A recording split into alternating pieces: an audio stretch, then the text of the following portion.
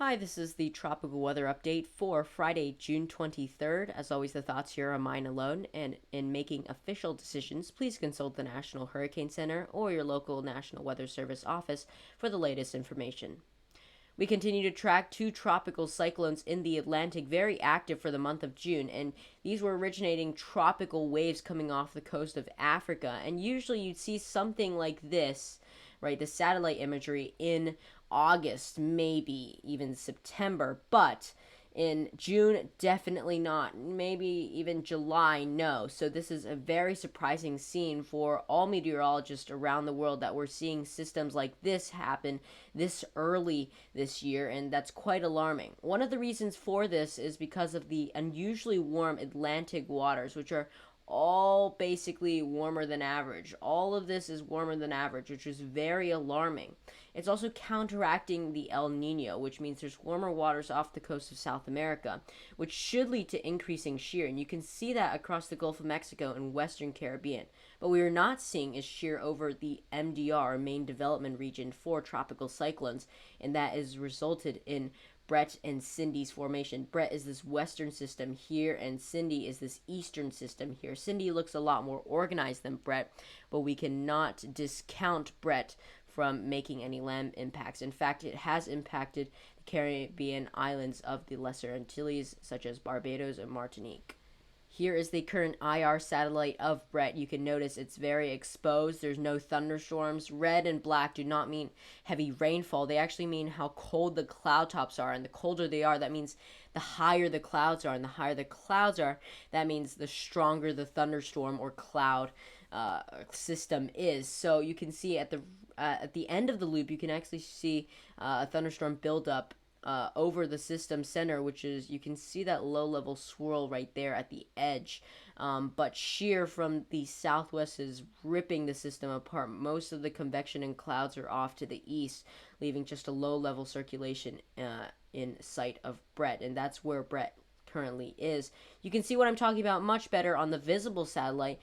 That recent buildup of thunderstorms over the center has Bret continued to be classified as a tropical cyclone. But as soon as we see those thunderstorms stop developing, that means that Bret will become a remnant low with just a low level swirl. But right now we see those thunderstorms over the center, so we cannot discontinue the tropical cyclone advisories. The shear is definitely affecting Bret at this time, with the cloud tops moving quickly off to the northeast, and so this will continue pulling on Bret and stopping it from intensifying any further.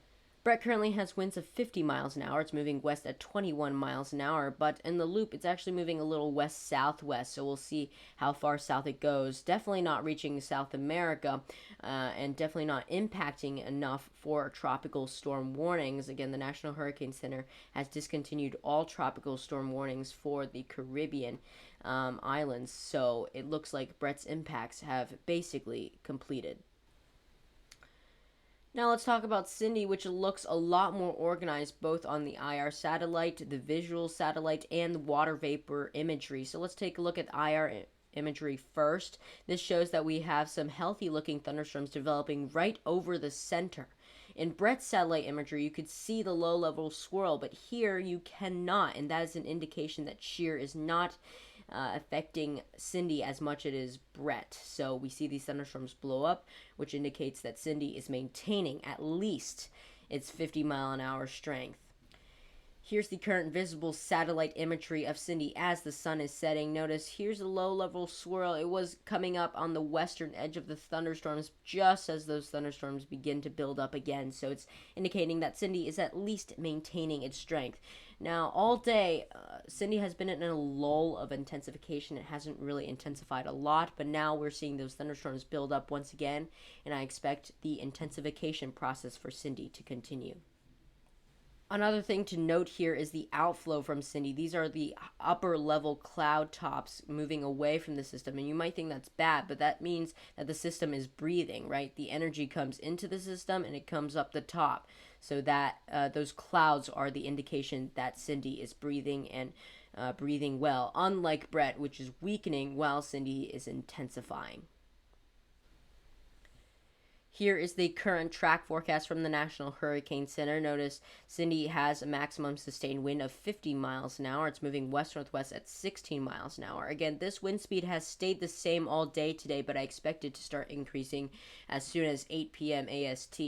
And this system is expected to track north of the Caribbean islands. Remember, Bret tracked straight through, but because of the different steering pattern just a few days later, Cindy is now moving to the west-northwest and is expected to dissipate due to strong shear that Bret is actually encountering with this upper level trough, and will quickly dissipate over the open southwestern Atlantic. That's all the tropical information I have for you today. In the next video, I'll be covering the northeastern or mid-Atlantic severe weather today, and flash flooding risk will continue through tonight. Make sure to check that video out. It will be coming out soon. But in the meantime, make sure to check out Weather Central Season 2 as I continue uploading episodes all the way to the finale. Thanks for watching. Goodbye.